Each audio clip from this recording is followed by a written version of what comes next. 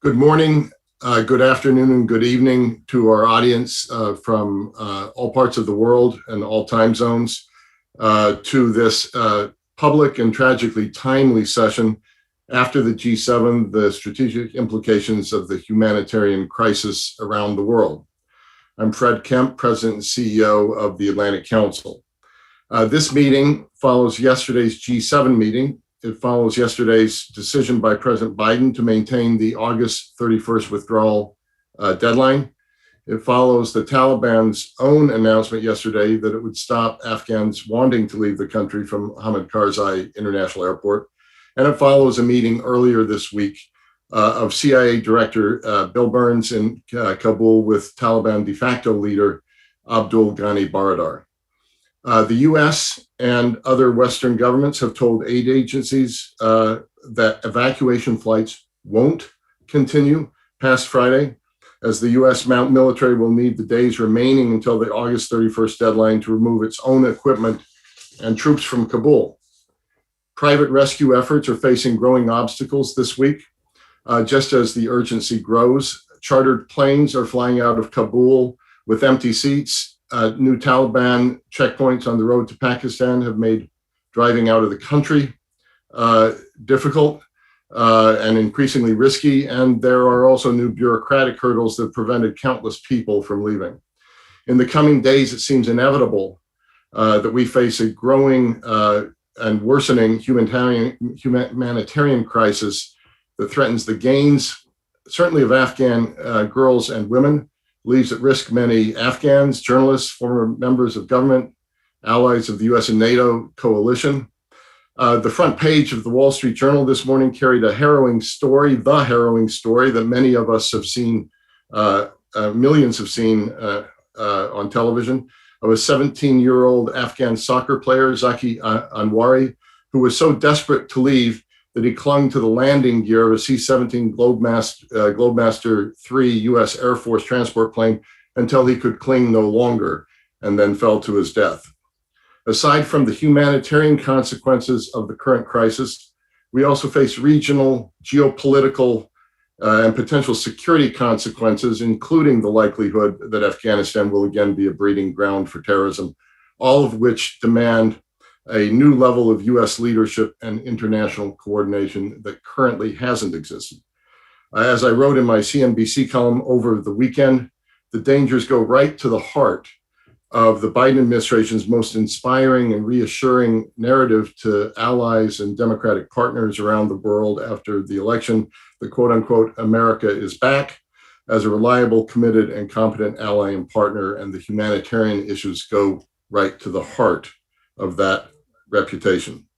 So with that, let me welcome our panelists today and thank them for joining us at this critical moment for Afghanistan. Each of them has a far richer history that I'll be able to capture in these short introductions.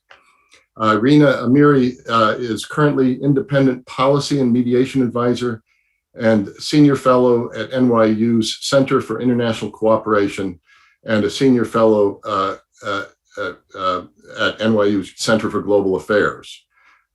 General James E. Cartwright is a board director for the Atlantic Council, distinguished senior advisor at CSIS, former vice chair of the Joint Chiefs of Staff, a four-star Marine general.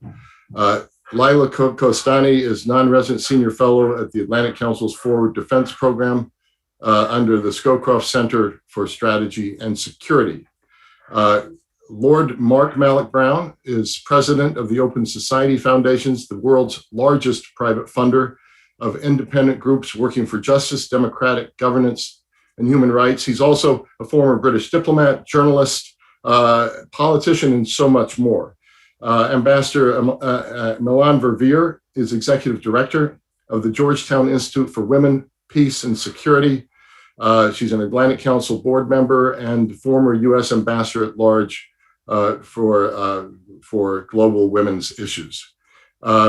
This is an amazing lineup and made even all the stronger by our moderator, Vivian Salama, who's national security reporter for the Wall Street Journal. She's really one of the best in her business, works at my alma mater, where I worked for 25 years, the Wall Street Journal. I want to congratulate you and the whole Wall Street Journal team, not just on the amazing reporting that you've done in these really tragic days, but also the fact that so many of you have had on the ground experience in Afghanistan, and congratulations as well that you were able to get your own people safely out of Afghanistan earlier this week. So Vivian, over to you. Thanks so much, Fred. I wish that these were better circumstances bringing us all here together, but obviously the Atlantic Council always on the pulse of these really important issues. So thank you for gathering us. And thanks to the panel too for talking to me today.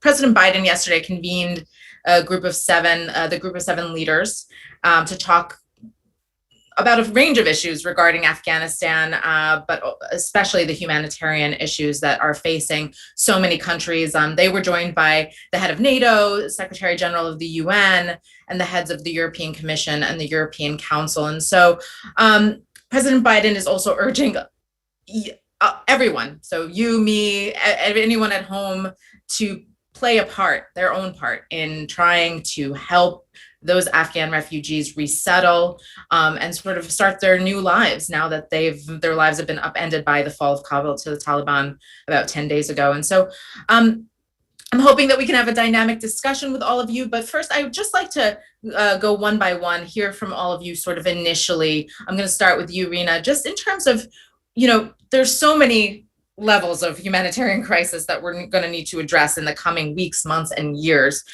with regard to Afghanistan. But, let's take some baby steps. And I just want to hear from you. What are your thoughts? What are the most urgent needs right now? Thank you very much. I think the most urgent need, despite the fact that President Biden has said he's going to stick to this timeline of August 31st, is moving that timeline. Right now, the people that are falling through the cracks in this evacuation are the most vulnerable people. It's women, it's minorities, it's the people that were at the front lines for fighting for democracy and rights in Afghanistan. They're the people that we made a commitment and a promise to. After Srebrenica, we vowed and committed to a right to protect. And we are certainly walking away from that commitment and leaving those that are most vulnerable at risk. I just want to read a quote to you from yesterday. The women were a group of women activists who've been waiting for days at the airport. They sent a message that they wanted me to convey. And they said, quote, I'm going to start, quote, "There's no political will to rescue Afghan women. America is going to do what it did to the entire country. They will raise our hopes, abandon us at the last minute, and wash their hands of us." This is an incredibly resilient community of people, and they are spending days trying to get into the airport, are being struck with tear gas on one side and beaten by the Taliban on the other side.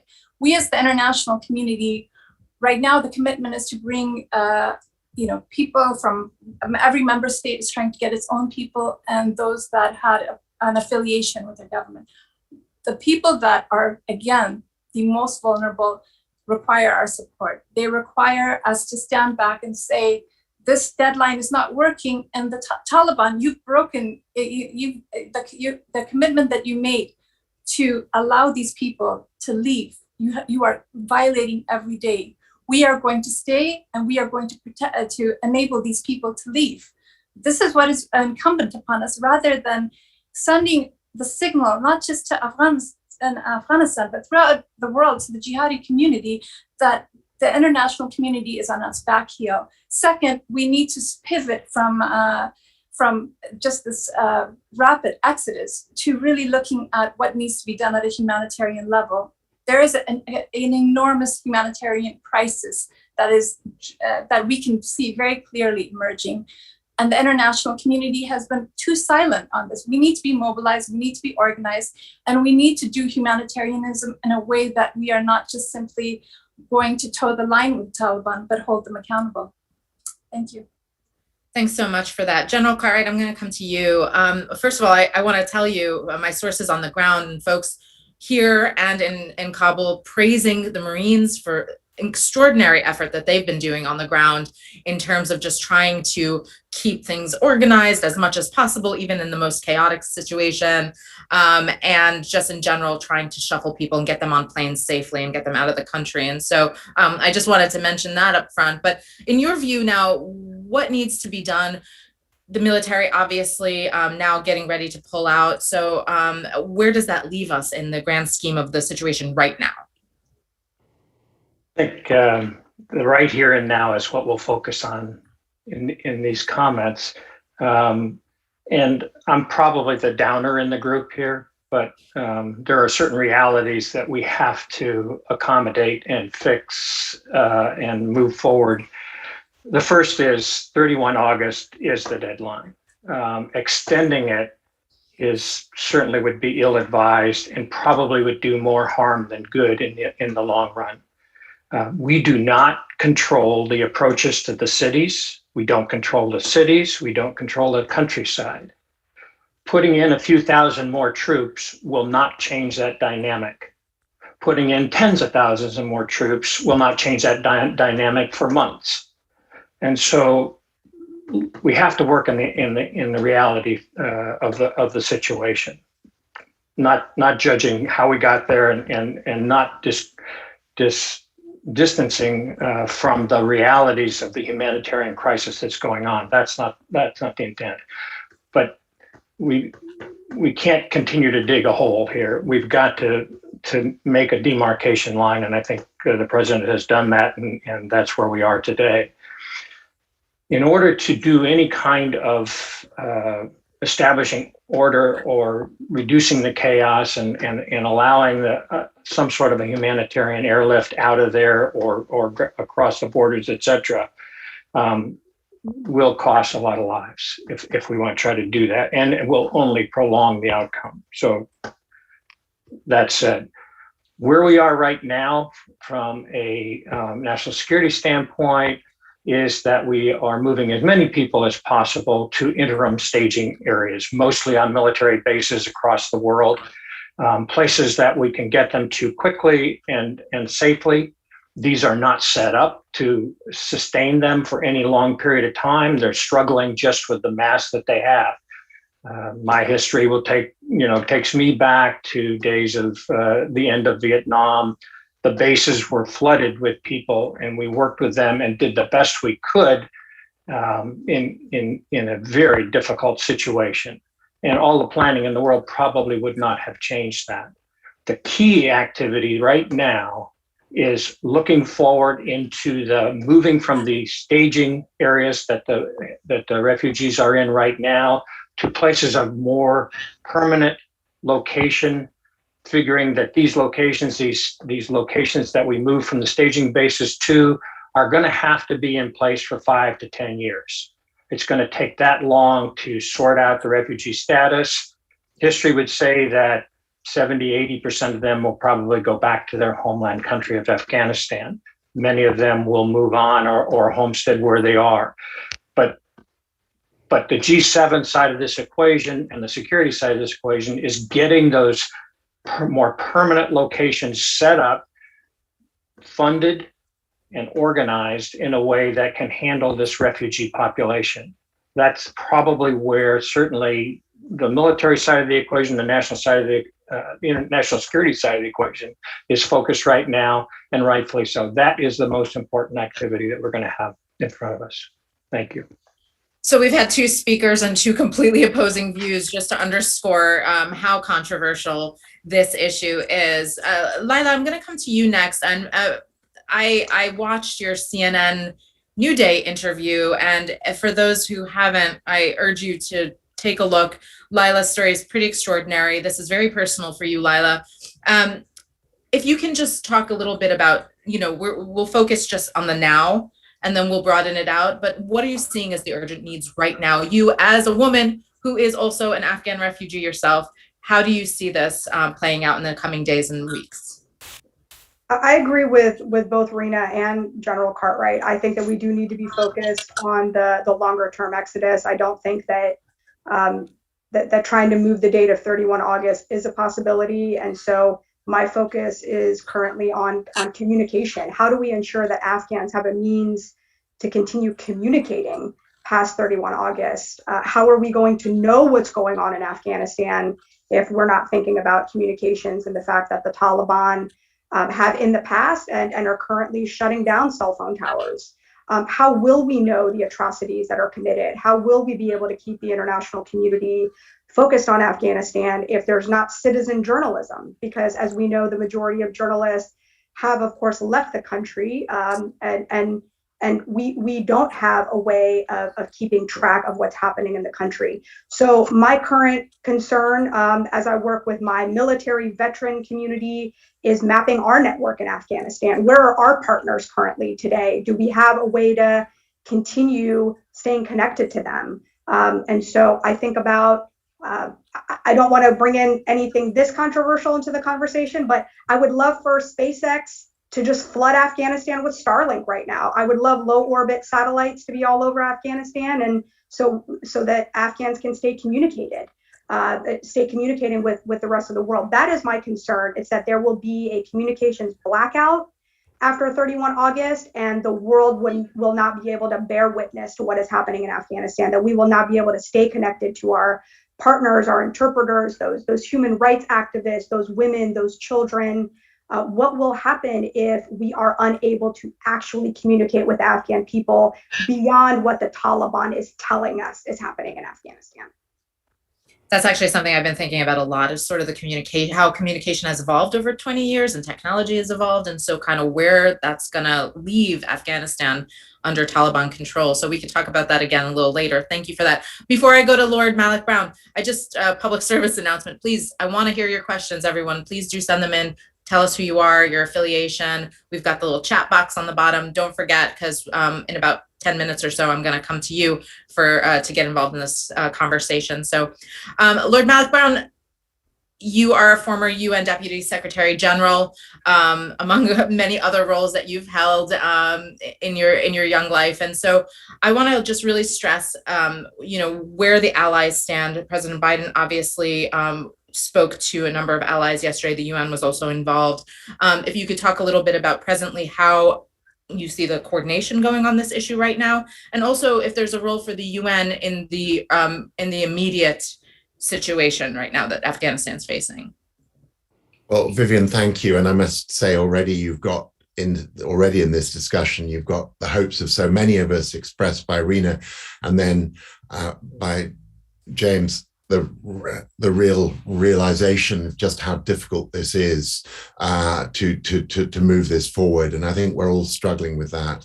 I have large numbers of grantees and colleagues trying to make their way out as we speak. And I know Milan is in a similar situation. And so, obviously, we really want to see the maximum throughput of people by the time the US leave, ideally a delayed departure, but I hear the general on that.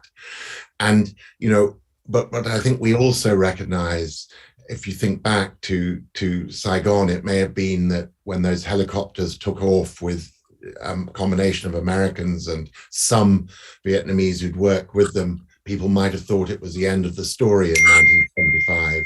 In terms of refugee flows, it was the beginning of the story. Those outbound flows went on for years afterwards. I was a young UN refugee officer in the region, so I know it very personally and directly. And so, we've got to do two things. We've got to maximize the departures now, and there's no doubt that by putting this deadline on it, it has created a lot more chaos in the airport and on the road to the airport.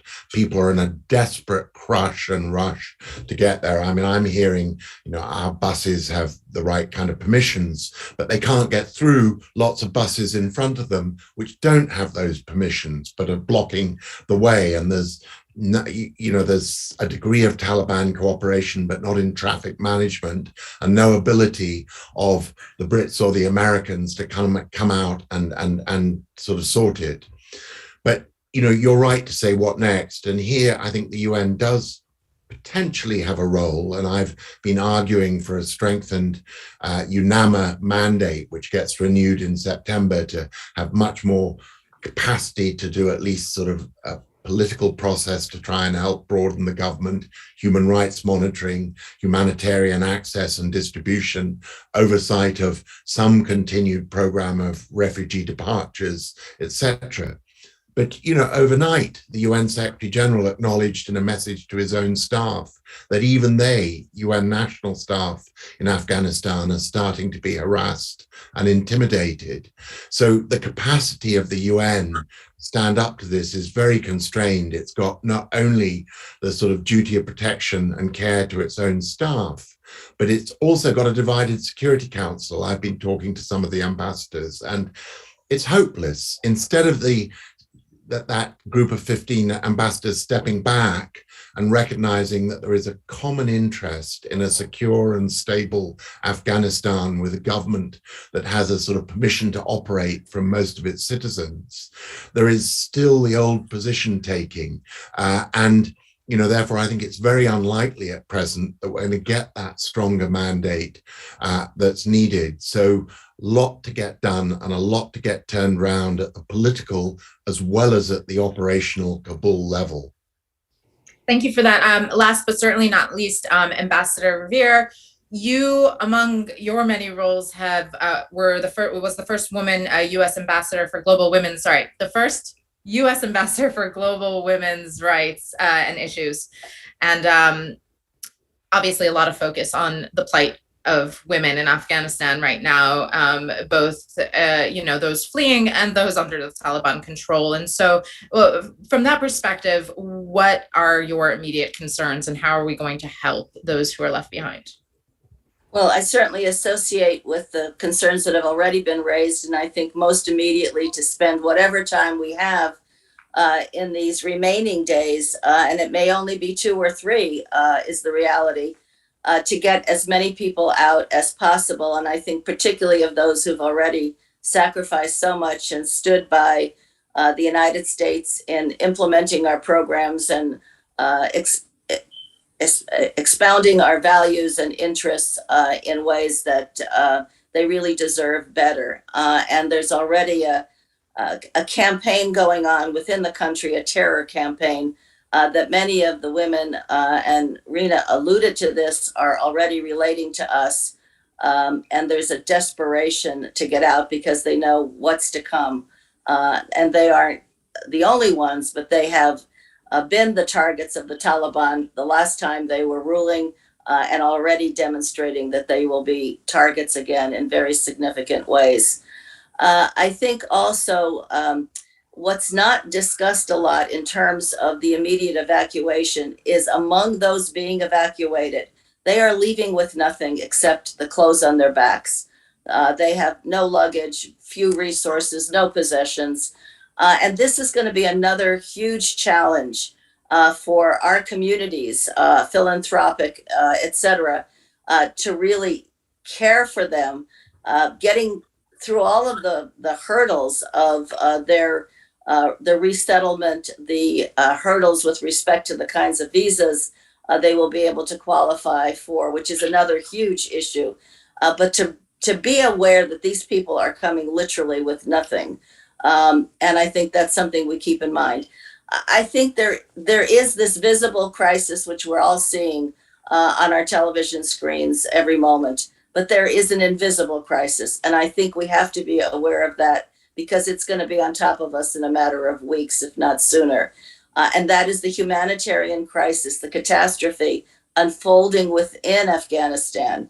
Large numbers of IDPs, but millions and millions of people who are increasingly on the threshold of hunger, that people are not being paid for the most part, so there are no incomes. We have issues of health, of shelter, so many critical humanitarian challenges that have to be addressed. The bank account, have been rightly frozen, but we have to be thinking strategically. And this is where Mark's comments on the international community, the UN, come into the fore. How are we going to get humanitarian resources into the people who need them, not into the hands of the Taliban, who may never extend them to where the need is. And then the issues that you raised in terms of how do we monitor what's going on. The G7 in their statement mentioned the need to monitor, essentially ensuring the accountability of what's happening among what the Taliban are perpetrating. How are we going to do that? What resources do we have? So everything from humanitarian corridors to get critical assistance in, to what do we do going forward? What are the levers that we have? What role can the international community play? There's so much at stake. So I think we're dealing with dual humanitarian crises, the immediate one and the evacuation, and what is unfolding tremendously catastrophic within the country. So thank you for that. Let me just throw out a question to all of you now. How do we reconcile between this view that General Cartwright, among many others, are echoing that, 20 years was too long, enough is enough. We tried to help Afghanistan in terms of sort of set itself up, its institutions, its government, in addition to sort of the initial mission of rooting out al-Qaeda and going after Osama bin Laden. So we have so many Afghan partners, and right now with the August 31st deadline, there's a lot of concern that so many of them are not going to make it on these planes. President Biden yesterday left a little bit of wiggle room for a potential extension, but we still don't really know. And a lot of European partners are saying, we need an extension, we need more time. This is not gonna work. And so how are we reconciling between sort of this need on the one hand to just sort of wrap up this war, 20 years is too long, we need to move on, and just this enormous humanitarian crisis? I mean, who's right and who's wrong? Maybe no, everybody is right and wrong, but where do you think there's some wiggle room for a little bit of work from the government to kind of mitigate a bigger crisis at this point?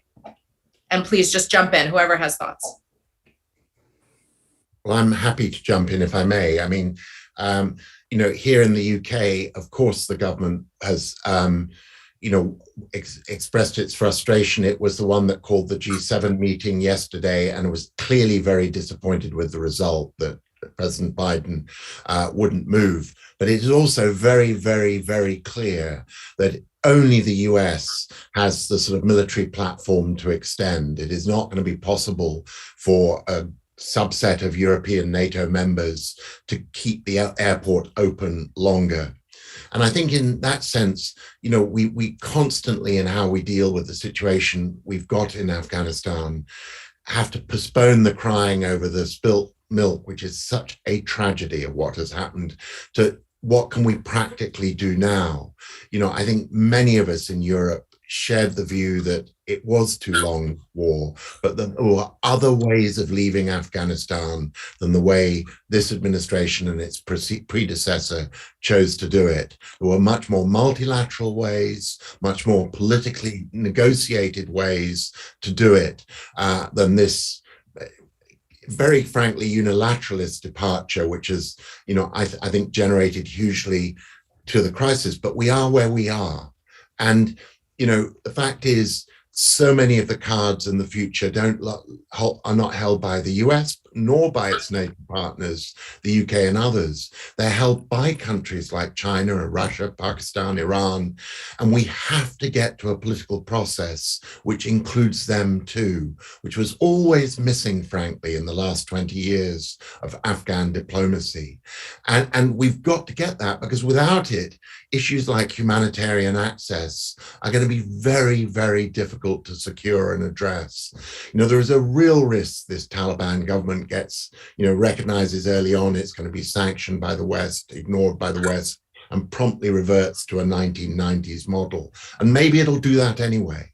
But we've got to use as much active diplomacy as possible around the humanitarian and human rights agenda initially, to try and build a kind of contact group of governments who are kind of willing to work on an agenda for Afghanistan. Because as I say, we may put human rights first, China puts stability first, but they can be two sides of the same coin, and we've got to get to a point where they are. I just follow up on that, Vivian, if I might. I think that, you know, we weren't lone rangers in Afghanistan. We have had the support of so many governments over so many years, maybe too many years, but they were side by side with us. And from the moment that the Taliban US deal was hatched, there not only was no consultation with the Afghan government, the existing democratic government at the time, but certainly not with our allies either. And in this discussion about whether or not there can be any extension of the evacuation timetable, you know, it was the allies, not just the UK, raising this, but certainly other European countries as well. And as somebody said in the last 24 hours, again, it's like salt in an open wound. We talk about working and consulting and changing the way we've dealt with our partners, but we really haven't demonstrated that, including the present moment, in any significant ways. It's more, this is the way it's going to be, as opposed to collaboration and consultation. And then beyond our immediate allies, the Russians, the Chinese, you know, even now we're depending on Pakistanis, some, to help with getting the people to the checkpoints at the airport because they have a relationship with the Taliban. You know, the Qataris, not in the same category, but they have been very essential right now because they have a relationship and have been able to help us in the evacuation process. But we do have to rekindle this robust diplomatic commitment that we have long said we are a part of and engaged in. And I think, again, for the Atlantic Council, which has been so cognizant of the role across the Atlantic, this is going to be a huge challenge, and the future of NATO as a result of all of this as well. There's been a really interesting collaboration between some private sector NGOs and the private sector in general. You've had congressional delegations trying to get people out. And it just seems like there's so many different efforts kind of playing, trying to get people out of the country at the same time. And I'm curious to know if you all think that is better, because at that point you have different missions focusing on trying to get people out, or does it kind of add to the confusion and chaos that we're seeing at the airport and we're seeing at some of these hubs like Qatar and Germany? I think it's a reflection of what's wrong with the picture. Right now, again, as I say, these are the most vulnerable that are falling through the cracks. And it is private initiatives. It's a consortium of caring individuals who are using every resource at their disposal to try to get these people out and begging governments to help them. This should be part of the priority of every member state in the country who made a commitment to protect the rights of women, the human rights community, the gains achieved. This is how you operationalize supporting the gains achieved, by supporting the people who have to leave the country, as well as the people who are going to remain in the country. That is not happening. And it is chaotic because each one of these individuals and initiatives are trying in their own way. It's very entrepreneurial of getting into the airport. And it's a situation of just great chaos and instability that everyone feels like they who are doing this work, that they're putting a life at risk while they're trying to help. And that shouldn't be the case. Member states should be prioritizing the rights-based community as a part of the people that they have to get out, and that's not happening. And can I just add one more point to your previous question? My sense is the Biden administration is looking at this as mission creep. If they just add, we're going to be asked to add a few more days, then it's going to be a few more months, and boy, we're right back at it again. We are not asking for that. We are saying that this deadline has created chaos. It is not, by when the international community leaves on August 31st, what they may leave in their footsteps is atrocities. And that is going to happen on the watch of the US and the international community. We have in the past said never again, over and over again, yet we are doing this with open eyes. And there's something profoundly wrong with that. One of the things that I've been wondering, General, maybe you would be the best person to address this, is retrograde is going to be starting any minute now, for which, that means the troops are going to start packing up, essentially, to make it out by the August 31st deadline. And so, how does that impact some of the efforts to evacuate? I mean, can they do both at the same time, for those of us who are not so familiar with how the military works? And secondly, I'm also curious to know your thoughts on sort of these negotiation channels with the Taliban, especially with the military element of it in Kabul, trying to kind of sort things out at the airport. I mean, it's a very unusual situation, and especially with everything we've just discussed. And so if you can share your thoughts on both of those issues, that would be great. And anyone else, obviously, who has thoughts. My sense here first is, we're saying we're not going to go back and play the blame game, and we're not going to do the spilled milk act, but that's what we're talking about. And the reality here is that you're going to negotiate as you leave the nation. It's the only way you're going to successfully get anybody out. And that negotiation has taken place. We've done the best we can in getting a condition that would allow people to get out of the country for some period of time. That's done. Renegotiating that's not going to happen. It wouldn't be in the interest of the Taliban, and it would be next to impossible for us to enforce. So the last stages here that we're entering into are to try to get as many civilians out of the country as possible that want to leave the country. That's going on. That's hard. You can see the chaos that's caused for all of the reasons that people have discussed here. The next steps are for the military to start to retrograde. That is to, if you go back to Korean War, I'm going to attack in a different direction, but that's getting out of Dodge and trying to do so in a way that allows us to do that. And if the Russian example in Afghanistan is anything, analogous to what we're going to face, it's going to be dangerous getting out of there. And trying to keep a level of security to allow access to airports, access to transportation out of the country is going to be extremely difficult and very hard to preserve any kind of security. So it's going to be rushed, and it's going to have to be very quick, and a lot of things are going to get left behind for sure. So, there's that element of it. I think to the broader conversation. Sorry, General, when you say a lot of things, I just want to clarify, when you say a lot of things are going to get left behind, are you talking people or are you talking equipment? Yes. Both. Okay. Sorry. Continue. I mean, it's going to be difficult, and that's going to be the reality. There will be some picture, whether it's the picture of the airport, that's going to be analogous to what we saw with the helicopter leaving Vietnam, the last helicopter. I mean, that's going to be the reality of it. The hard thing here right now is to get people focused, as this conversation has discussed, on the longer term refugee population. They are not in a place where they can, stay. They're not in a place where they're going to get fed. They can't make money. They can't organize, etc. We've got to get that set up. And that's the international community. That's the community that's got to be working right now, and that we need to be supporting through NGOs and through government channels, etc. That's where the crisis is really moving to. And I'm really trying to focus in that area, number one. Number two, I think you're right to worry about the internal crisis that will occur as we leave the country. And I'm hoping that the government has put in place those elements that would allow us to have some eyes and ears on the ground.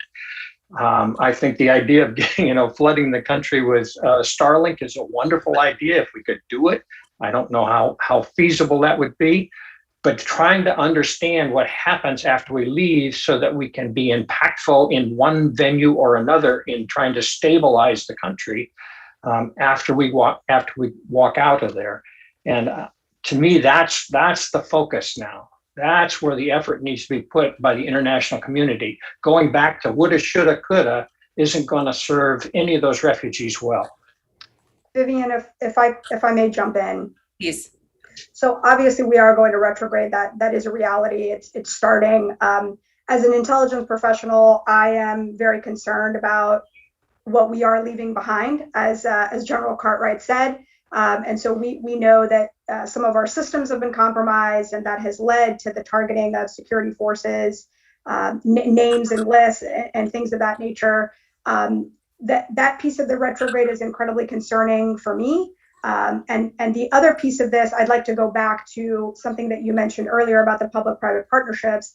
I mentioned in multiple interviews that I am incredibly inspired by the ingenuity of people coming together from all various walks of life, from veterans to billionaires to private officials to activists to journalists, all coming together. But I hope that this is not a cause celeb. That when we look at this private-public partnership that is occurring right now, I hope that it will continue to support the long-term efforts that will need to happen. So I've seen so many donors say, I really want to help fund these evacuation flights, but they're not as interested in helping with like resettlement efforts or helping to fund NGOs that frankly we know have for decades been able to operate in hostile environments effectively. And so I also want us to be thinking about how we start messaging to these donors, to these corporations that have really been phenomenal in this time of crisis, that want to support what I would say, and I apologize for using this word, but the sexy cause of evacuation. But there is a lot of hard work that is going to have to be done. And I want those same people and those same organizations to be thinking about long term. As Lord Mark mentioned, the initial exodus that occurred, whether it was in Vietnam, Kosovo, Albania, there were thousands of people, hundreds of thousands in the case of Vietnam, 130,000 that came out initially, but there were people that still left over 20 years. How many people and how many organizations are going to work together for the next 20 years to help support Afghanistan? Thank you. I'm going to turn it to the audience. I'm a little bit late with the questions, but I wanted to hit upon a couple of issues. If you can all just keep your answers kind of short so we can get a couple of them in before we wrap. One of them says, short-term measure, with the completion of its mission on August 31st, should the U.S. push for the immediate opening of a civilian airport for humanitarian aid? And how realistic do you think such an agreement would be with the Taliban? That's a great question. For anyone. It's a good idea. I'm afraid that it's going to be really tough. They're going to want to lock the doors and get control of the country, and so having that kind of a setup is going to be very difficult. And the immigration and the exfil, they're going to worry about what happens. My greatest fear right now is that they would love the last image to be of an airplane exploding over the airport. And the security side of this equation is so difficult. Thank you for that. If anyone else wants to jump in, let me know. Otherwise, we'll go to another one. This one is addressed to Lord Malik Brown from Ambassador Peter Galbraith. According to the former Afghan colleagues at UNAMA, the UN has done almost nothing to help UN staff who might be at risk. What should the UN do? And isn't it time for Secretary General to ask the US and its coalition partners to extract UN Afghan staff on the same basis as Afghans who worked with the coalition or the coalition embassies? So, we know that Secretary General Guterres was involved in the meeting yesterday, the virtual call. What are your thoughts? How is the UN handling this? It's a real challenge because the UN has two completely contradictory objectives, and which Peter's really pointing to, because on the one hand, it's national staff, because most of the internationals are out. It's national staff who've worked in areas like human rights who are very clearly at extreme risk now.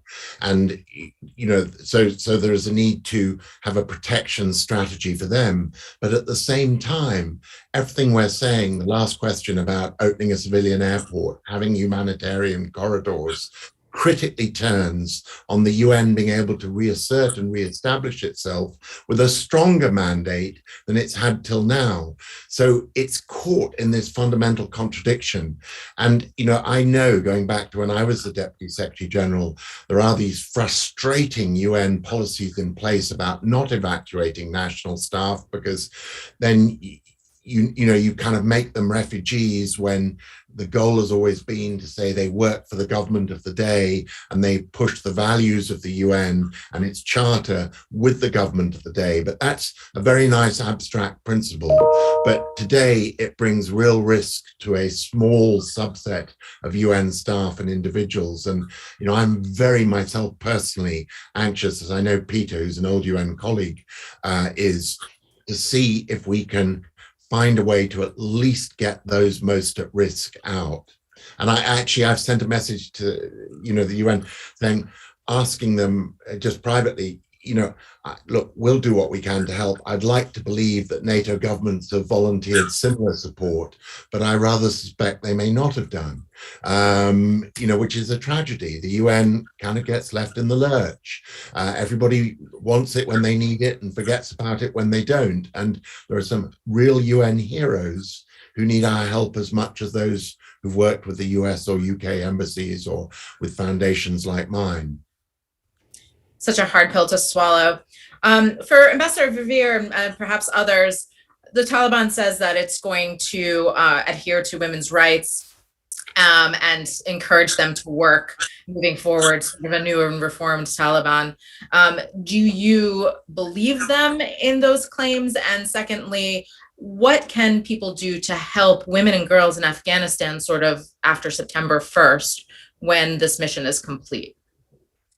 Well, I don't believe them, and I think there's good reason not to believe them. I do congratulate them on their exceptional PR campaign, which is, I think, one area that they've demonstrated improvements, if I can call them that. But what the women are already experiencing, the assassination campaigns that led up to the takeover of the Taliban of Afghanistan, and what is happening at this moment as they're going door to door, issuing threats and worse, doesn't give us any hope. And I think, the Taliban have always said one thing consistently, and that is their goal is to establish an Islamic Emirates. And when their spokesperson talked about girls going to school and women working, he couched it always with the phrase, according to the Islamic Code. And the Islamic Code for the Taliban is one of the most extreme radical expressions of Islam. In fact, I think it's the hijacking of Islam because no other predominantly Muslim country practices those extreme views of women. So this does not bode well. And I think if we need any concrete proof that it doesn't bode well, words aside, is their actions already belie any commitment to that. I worry greatly about what's going to happen to the women left in Afghanistan, which will be the great majority. And it goes back to how we, the international community, will be able to support them and how we will monitor what's happening to them, where the accountability will be, if it can be achieved. I think there are huge questions, and I do worry very much about what is going to happen to the great, great majority who will be living under these conditions. If anyone else has thoughts, jump in. Actually, I have a broader question sort of to that point. Last week, I had reported about a dissent cable that was sent from embassy staff in Kabul to the State Department Secretary of State Blinken specifically, listing a number of issues back in July, including mass evacuations that needed to happen a lot earlier. One of the things that really sort of got buried in the story, but I found quite interesting, was they demanded harsher language from the administration on the Taliban. They said that they were basically sugarcoating things. And so I'm curious about, and we're getting a lot of questions about this as well, so I'm trying to sort of roll it into one, is what do you make of the administration's language with regard to the Taliban, just not like blasting them full blast? Is it sort of politicking until we know that folks are out safely, until August 31st, and then, maybe they change tone? Or is there really a possibility of working with the Taliban after we exit Afghanistan? Do you see that as realistic, and sort of how do you hold them accountable in the future if you're sitting here negotiating with them today?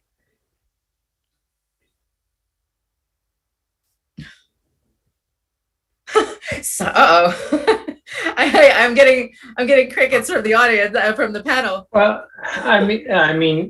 Vivian, it's hard to know the logic inside of all of the negotiations that went on, but I'm sure part and parcel to it, particularly knowing somebody like Tony Blinken that really thinks this stuff through, that the idea certainly was tempered with how do we get the most likely good outcome from this that we can.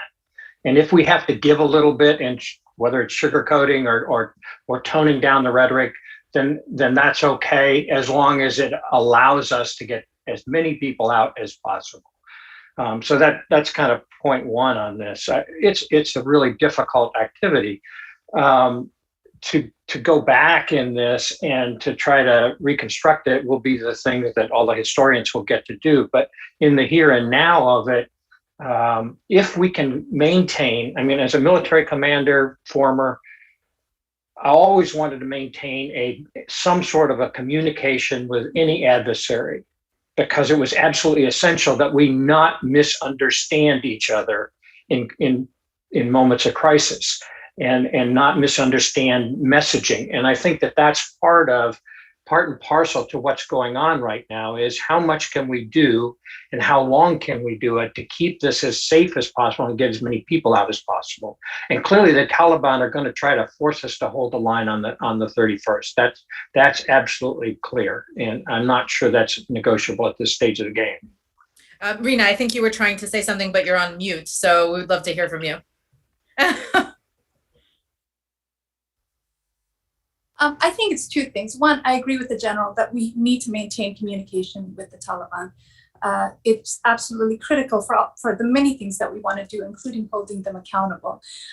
In terms of the language, I feel that there's been a narrative for the last 2 years, beginning with the Trump administration and continued into the Biden administration, where we're talking about a rehabilitated Taliban, and one that I think there's great hope that that's the case. But what I'm really hoping for is that as we move to the next phase, that we're not just going to hold the line with what the Taliban rhetorically says, but hold them accountable, monitor them, and use our tools, use sanctions, use our diplomatic, the capacity to engage them sort of at the levels that they want diplomatically, downgrade that if they get to the position which many fear, which is repressing the population and reverting back to the draconian ways that they used to govern.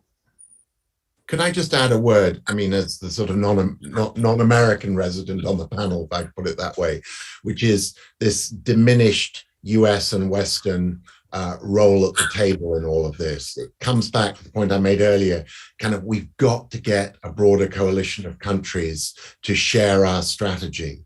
Yes, we can withhold humanitarian and economic aid, but you'll see China is now looking at the last piece of the puzzle of its Belt and Road Initiative falling into place. Afghanistan, the link from China to markets to its west, the missing link between Pakistan and Iran. There will be a ton of potential Chinese investment coming in, but they will want to sort of fill that economic space, but they're much warier than the US, and before that the Brits or the Russians have been about filling the political space. So there really is an opportunity still for an international political contact group via the UN to sort of create the right set of incentives and disincentives for Taliban behavior. But it needs a complete mindset, which requires statesmanship in the US to recognize this went horribly wrong. It's a failed project. There can be no disguising that. And that now we have to find new partners to try and do something completely different, but that what we can't afford to do is withdraw and sulk about it. That would be the biggest calamity for the people of Afghanistan. Lila, please go ahead. Yes, thank you. I don't have any unique insight into what the administration currently is thinking with regards to its messaging, but I would like to say from my previous very personal experience on the Joint Staff in the 2009 and 2010 timeframe, that back then Vice President Biden was very focused on Afghanistan from a counterterrorism lens. And so when we're thinking about his ideas about Afghanistan, they really do. There are people within this current administration and people in the intelligence community that truly do believe the Taliban can act as some kind of a bulwark against worse actors, such as the Islamic State.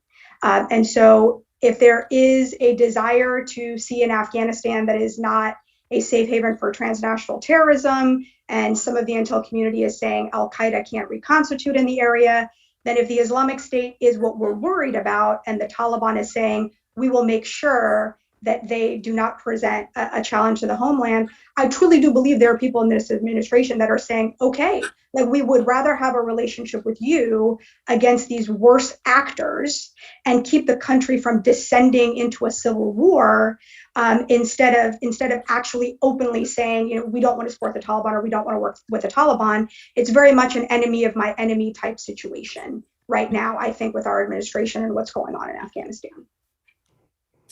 Ambassador Verveer, we have about a minute left, so I'm going to let you have the final word since we haven't heard from you in a few minutes. If you want to share any more insights before we close out. Well, just on that point that was just made, that's one scenario. The other scenario is that we may be in a worse situation vis-a-vis terrorism taking a stronger hold within Afghanistan, whether the Haqqani network, Al-Qaeda, the links were never broken despite the UN Taliban agreement. So I think we have a host of challenges, and we've touched on many of them today. We don't have all the answers, but we really do need to focus on this humanitarian crisis, which is what brought us together at this moment. Absolutely. And obviously, President Biden and the administration still sort of publicly adhering to the August 31st deadline, although again, there was a little bit of wiggle room in the meantime. So many questions about the locally employed Afghan staff that worked with US agencies as well as with coalition partners, and whether they're going to be able to get out on time for ahead of the deadline. And if not, what happens to them after the US and allied forces leave. And so obviously this is something we're going to be tracking. A lot of it just fears and hypotheticals for now, but very important concerns, obviously. And I'm sure me as a journalist, you folks in all of your roles are going to be tracking it very closely, as will the Atlantic Council. So really grateful to all of you out there. Thank you so much for joining this really important discussion. There's a lot more to be said, obviously, in the coming days and weeks about how this is handled, how it was handled over the last 20 years. So definitely stay tuned and stay well, stay safe. We'll see you all soon.